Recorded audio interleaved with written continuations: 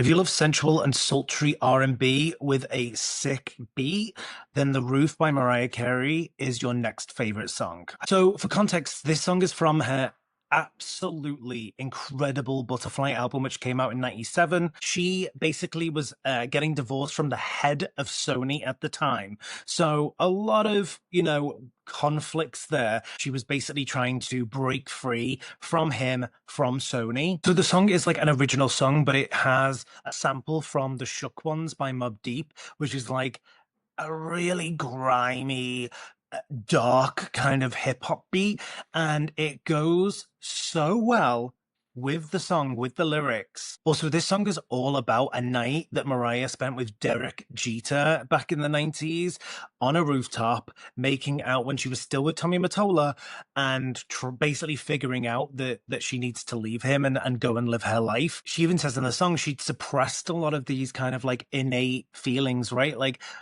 wanting sex, wanting to feel attractive, like all of those things. And he kind of awakened a lot of that in her. Like the song My All, one of her like most famous songs, is also about him. So without further ado, let's dive into some of these lyrics because the one thing you can never come for is Mariah's pen game. Okay, let's dive in. It wasn't raining yet, but it was definitely a little misty on that warm November night. But my heart was pounding, my inner voice resounding, begging me to turn away, but I just had to see your face to feel alive. I mean, you would think that this was like a Shakespearean love affair. She's even said in her book that like it was an amazing relationship with him, but it wasn't like this earth-shattering thing. It was just that it came at the exact right moment in her life that she needed it. But she makes it sound like this is the greatest love of all time, right? And then you casually walked in the room, and I was twisted in the web of my desire for you. Can you not feel those feelings when she says that? I feel like I'm pining for somebody when I hear those lyrics. My apprehension blew away. I only wanted you to taste my sadness as you kissed me in the dark. Taste my sadness. Like, that's such a beautiful way to put it, right? Like she's in all this pain. She's in a really controlling relationship. She feels trapped and he is tasting that with his kiss. Like it's just, it paints such a vivid picture that I don't know how you can listen to this song and at least not feel sexy in some way. And then for the chorus, every time I feel the need, I envision you caressing me and go back in time to relive the splendor of you and I on the rooftop that rainy night. It's the words as well, like, I envision you caressing me. Like, it's not just, she could have said, I think about you holding me, or I imagine me being in your arms. Like, but she doesn't. She uses these words that encompass so much in such a short space, right? To relive the splendor of you and I, relive the splendor. I feel like Mariah is kind of like a modern day Shakespeare with the way that she writes because it all makes sense, but it is like not how we talk, right? And then the second verse. So we finished them away and started feeling liberated, tipsy. And I surrendered as you took me in your arms. Ugh.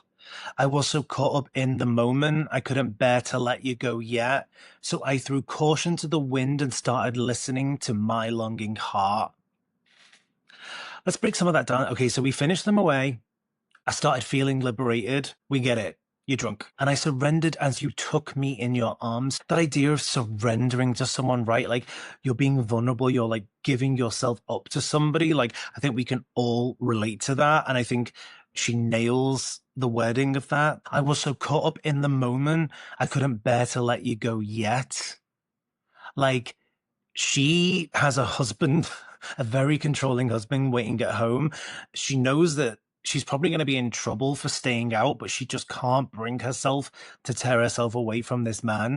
Also, Derek Jeter was like, he was a hot ticket in the 90s. Like, he dated so many beautiful female celebrities. He must obviously have riz coming out his ears. I was going to say something way more dirty then. So I threw caution to the wind and started listening to my longing heart. I threw caution to the wind. Like, it's the idea of, I know that this is wrong, but it feels right. And then you softly pressed your lips to mine, and feeling surface I'd suppressed for such a long, long time. The fact that, like, this kiss is bringing up these, like, feelings, this sexual urge that she's, like, pushed down so much because she's in this deeply unhappy marriage. She's focused on being, like, the number one artist of the 90s.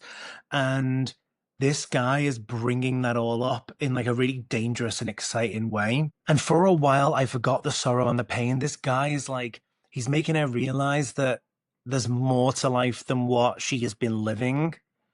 And melted with you as we stood there in the rain, melted with you. I think, we can all envisage that feeling of feeling like you're melting into somebody, like you're really letting go and allowing yourself to be with them, right? So the song was not a huge hit. It didn't even chart, I don't think, in America, but that's not because it's not an incredible song. The thing is that she was going through the divorce as this album was rolling out, and Tommy hated that she was basically airing all their dirty laundry. And so she wanted to release this as like one of the main singles. Sony did not push it, like it wasn't pushed to radio, and it just basically didn't make a big impact because of that. But if you are a true lamb, as Mariah calls her fans, you know about this song. And I love this shot of her like hanging out the sunroof of a limo driving through Times Square in New York City. Like, the video is iconic. It really deserved to be a huge hit for her. And I know that she loves this song so much. And let me tell you as well, like, for context, people were not making music like this in the 90s. And what I mean by that, sorry, is that like pop artists, which she was kind of considered for the start of her career, they were not making music like this. Like, Mariah really was at the forefront of fusing hip hop and R&B and pop, and featuring that Mobb Deep sample with these like sultry, breathy lyrics. Like, it was such a juxtaposition.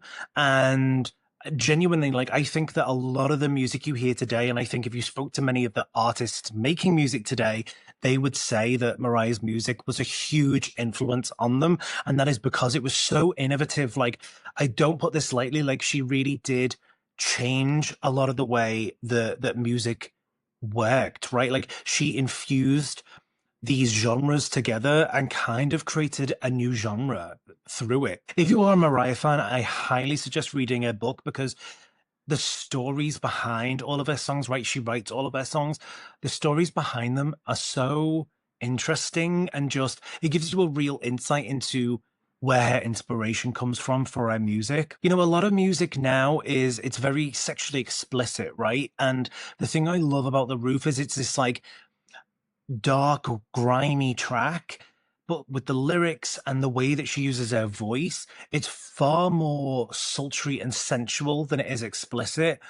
And all of it combined just really, really creates this feeling of longing and desire in just a really beautiful, but also like fun way, right? Like, The Roof is a song that you could like dance to back in the day. I love this song so much. Like, what do you think about it? Do you agree that this like nails that vibe of desire? And are there any other Mariah songs that you think are like way overlooked that I should talk about? I'm Pop Culture Chris, delivering your daily pop culture fix. So make sure you subscribe for more content, and please like, comment, let me know what you're liking, what you're not, and I'll see you tomorrow.